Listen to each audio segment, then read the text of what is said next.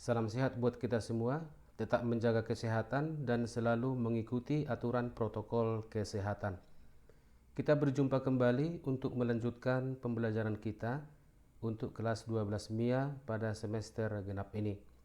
Adapun pokok pembahasan kita pada saat ini masih mengenai teori relativitas, dan pada bagian ini kita akan membahas dua bagian, yaitu dilatasi waktu dan kontraksi panjang.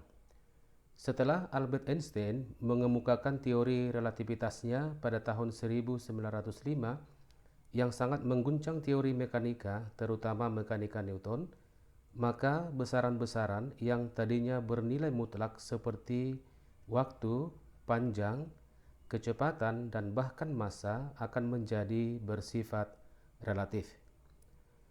Kita masuk pada pembahasan kita bagian A, yaitu dilatasi waktu, yaitu terjadinya pemuluran waktu yang diukur oleh pengamat yang melihat suatu kejadian berupa objek atau benda yang bergerak mendekati kecepatan cahaya. Kita masuk pada bagian pendahuluan. Ini kita misalkan suatu ruangan yang berada dalam sebuah pesawat yang bergerak dengan kecepatan v.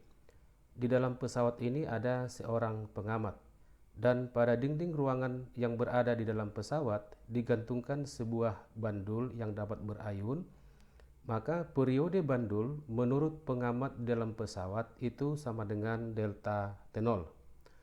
Selanjutnya kita misalkan ada seorang pengamat yang berada di luar daripada pesawat ini. Maka periode bandul menurut pengamat yang berada di luar pesawat itu akan sama dengan delta T. Selanjutnya, jika kecepatan pesawat ini yang sebesar v bernilai jauh lebih kecil daripada kecepatan cahaya c, maka periode bandul yang dialami atau yang diukur oleh pengamat yang berada di dalam pesawat yang sebesar delta T0 itu akan sama dengan besarnya periode bandul ini yang diamati oleh pengamat yang berada di luar daripada pesawat ini. Tetapi jika kecepatan pesawat ini kecepatannya mendekati kecepatan cahaya c, maka delta T0 itu tidak akan sama lagi dengan delta T. Ini disebabkan karena pengaruh atau efek daripada relativitas. Dan delta T itu akan selalu bernilai lebih besar dibandingkan dengan delta T0. Selanjutnya kita perhatikan menentukan persamaan dilatasi waktu. Kita perhatikan gambar ini. Ini kembali kita misalkan suatu ruangan yang berada di dalam sebuah pesawat, dan pesawat ini bergerak dengan kecepatan v yang besarnya mendekati kecepatan cahaya c. Di dalam pesawat ini ada seorang pengamat yang diam terhadap pesawatnya, di mana pada titik A dia menembakkan sebuah partikel cahaya tentunya dengan kecepatan c, arahnya vertikal ke atas. Dan ketika sampai di titik B, maka partikel cahaya itu akan kembali ditembakkan dan menuju titik semula atau menuju titik A, di mana jarak titik A sampai titik B itu sebesar h. Menurut pengamat dalam pesawat, jarak satu kali gerakan, yaitu dari titik A ke titik B dipantulkan dan kembali ke titik A, maka jarak keseluruhannya akan sama dengan 2h. Dan untuk menentukan jarak, kita pergunakan persamaan untuk gerak lurus yang beraturan. Maka 2h akan sama dengan c dikalikan dengan delta T0. Waktu untuk satu kali gerakan itu akan sama dengan delta T0, di mana delta T0 akan sama dengan 2h dibagikan dengan c. Atau persamaan ini kita kuadratkan, delta T0 kuadrat akan sama dengan 4h kuadrat per c kuadrat, dan persamaan ini kita sebut sebagai persamaan yang nomor 1. Selanjutnya menurut pengamat yang berada di luar daripada pesawat, maka lintasan partikel cahaya itu tidak lagi berupa garis lurus yang arahnya vertikal ke atas, tetapi akan menjadi garis lurus yang berupa garis miring dan membentuk suatu segitiga ketika terjadi gerakan satu kali. Nah, ini terjadi karena pengamat yang berada di luar daripada pesawat ini melihat bahwa pesawat itu bergerak, sehingga lintasan daripada partikel cahaya itu akan berupa garis miring. Kita perhatikan gambarnya kembali dan kita misalkan sisi miring ini kita misalkan sebesar R dan sisi mendatar yang ini sama dengan X. Maka dari dalil Pitagoras kita akan bisa menentukan persamaan sisi miring di mana R itu akan sama dengan akar dari X kuadrat tambah dengan H kuadrat. Ini kita sebut sebagai persamaan yang nomor 2. Kemudian jarak AC ya dari A ke titik C yang ditempuh oleh pesawat itu akan menjadi 2x ya, x tambah x menjadi 2x akan sama dengan kecepatan daripada pesawat dikalikan dengan delta t. Maka x akan sama dengan v dikalikan dengan delta t dibagikan dengan 2. Atau persamaan ini kita pangkat 2, maka x kuadrat akan sama dengan v kuadrat dikali delta t kuadrat dibagikan dengan 4. Dan persamaan ini kita sebut sebagai persamaan yang nomor 3. Kemudian jarak total yang ditempuh oleh cahaya ya dari titik awal titik A kemudian sampai di titik pemantul titik B dan kembali ke titik semula yang kita misalkan sebagai titik C, maka jarak keseluruhan yang ditempuh oleh cahaya itu akan sama dengan R tambah R, berarti menjadi 2R yang persamaan jaraknya akan sama dengan C kecepatan cahaya dikalikan dengan delta T, atau delta T akan sama dengan 2R dibagikan dengan C. Ini kita sebut sebagai persamaan yang nomor 4. Selanjutnya persamaan yang kedua dan yang ketiga disubstitusi ke persamaan yang keempat, maka kita akan memperoleh delta T yang ini ya 2R per C, R nya kita ganti dari persamaan 2, kemudian di persamaan 2 ini yang ada X kuadrat kita gantikan dari persamaan yang nomor 3, maka delta T sama dengan 2 per C dikali akar dari V kuadrat dikali delta T kuadrat per 4 ditambah dengan H kuadrat. Kemudian ini kita kuadratkan, maka delta T kuadrat akan sama dengan 4 per C kuadrat dikali dalam kurung V kuadrat kali delta T kuadrat per 4 tambah dengan H kuadrat. Kemudian ini kita kali masuk ke dalam, maka delta T kuadrat sama dengan V kuadrat dikali delta T kuadrat per C kuadrat tambah 4H kuadrat per C kuadrat. Kemudian ini kita sebut sebagai persamaan yang nomor 5. Selanjutnya persamaan yang nomor 1 disubstitusi ke persamaan yang nomor 5. Maka delta T kuadrat sama dengan V kuadrat dikali delta T kuadrat per C kuadrat tambah delta T0 kuadrat. Dari mana ini?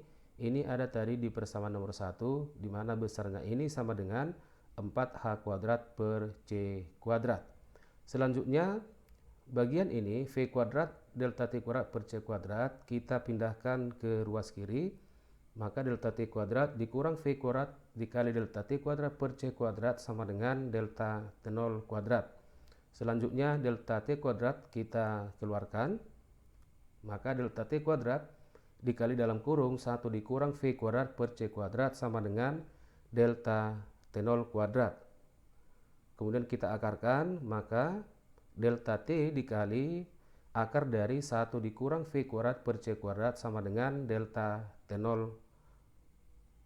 Maka persamaan dilatasi waktu kita bisa tuliskan menjadi delta T sama dengan delta T0 dibagi akar dari 1 dikurang V kuadrat per C kuadrat.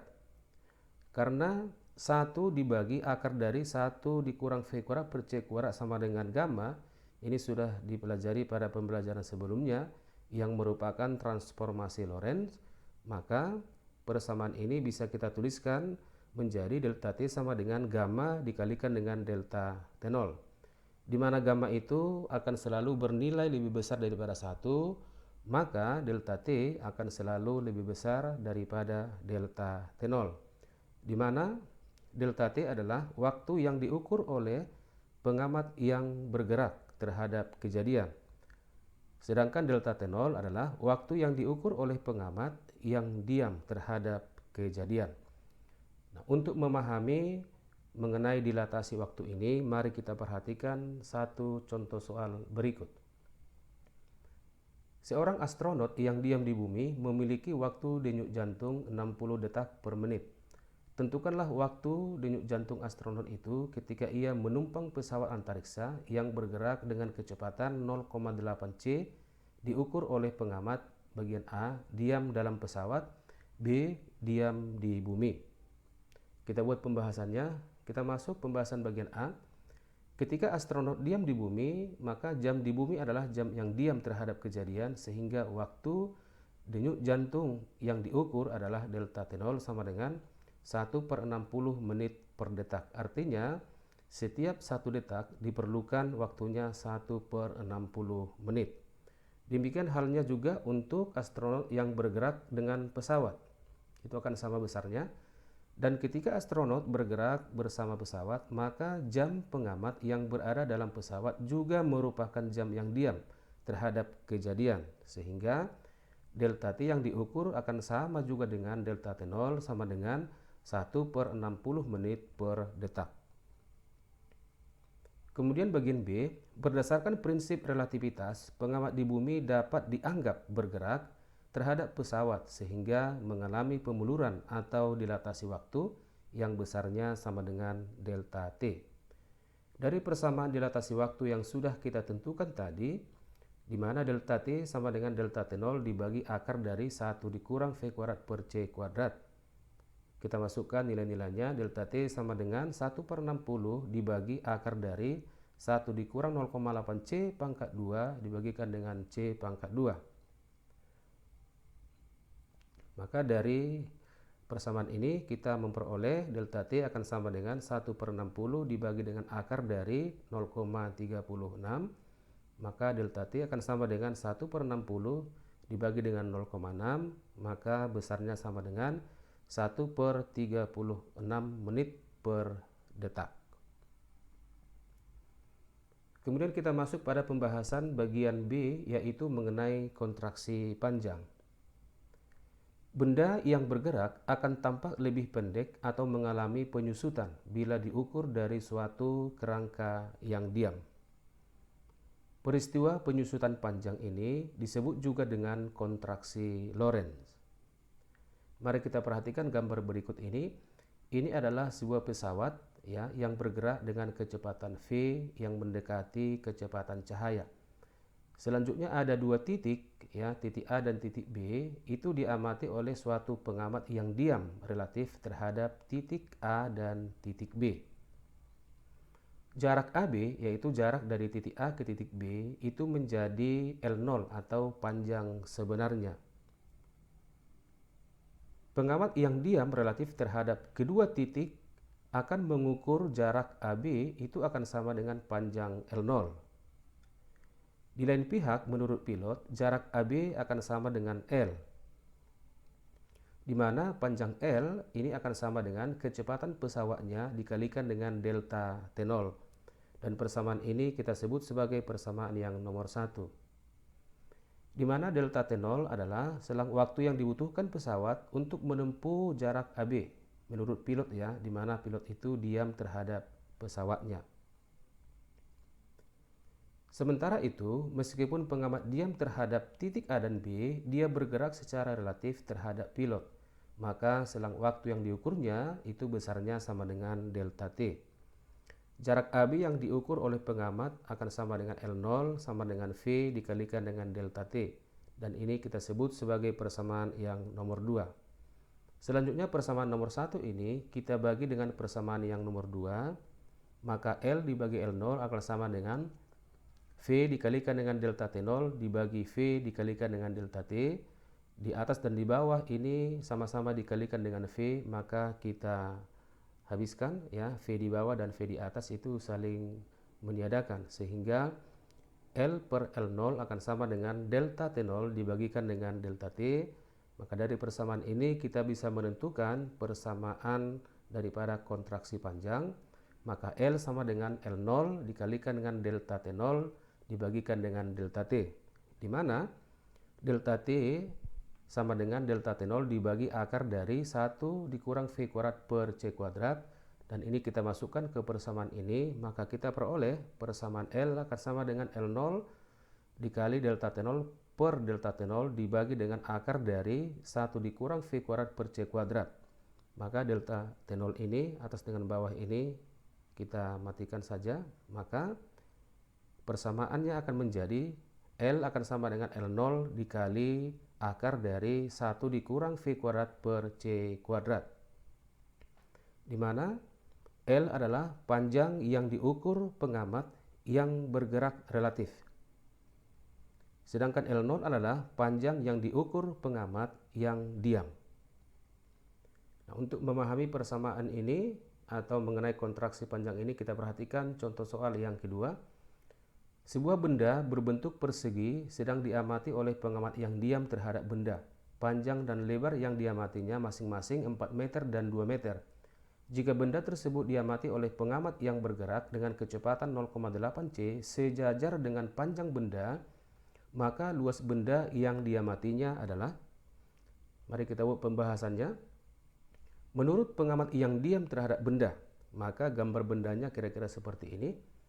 Panjang benda itu akan sama dengan P0, 4 meter, dan lebar benda sama dengan L0 sama dengan 2 meter. Luas benda yang diamati akan sama dengan A0, maka A0 sama dengan P0 dikalikan dengan L0 sama dengan 4 dikali 2 sama dengan 8 meter kuadrat. Menurut pengamat yang bergerak terhadap benda, maka gambar bendanya kira-kira seperti ini.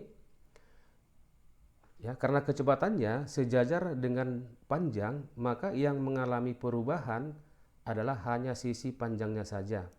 Maka yang mula-mula panjangnya adalah P0 sekarang menjadi P.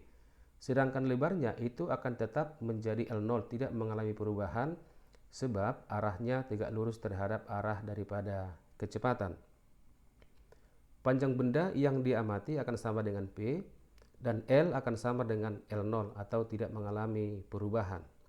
Dari persamaan kontraksi panjang, L sama dengan L0 dikali akar dari 1 dikurang V kuadrat per C kuadrat, maka kita gantikan ya simbol L menjadi simbol P, maka persamaannya menjadi P sama dengan P0 dikali akar dari 1 dikurang V kuadrat per C kuadrat. Maka P sama dengan 4 dikali akar dari 1 dikurang 0,8 C kuadrat dibagikan dengan C kuadrat, maka besarnya sama dengan 2,4 meter. Sehingga luas benda yang diamati pengamat yang bergerak terhadap benda akan sama dengan A. Maka nilai luas A sama dengan P dikalikan dengan L0 sama dengan 2,4 dikali 2 sama dengan 4,8 meter kuadrat. Dari sini bisa kita perhatikan bahwa luas daripada benda tersebut mengalami penyusutan, di mana luas mula-mula aslinya itu adalah 8 meter kuadrat, tetapi setelah diamati oleh pengamat yang bergerak, itu luasnya menjadi 4,8 meter kuadrat. Demikianlah pembelajaran kita kali ini, semoga bermanfaat. Terima kasih atas perhatian kalian semua dan tetap semangat.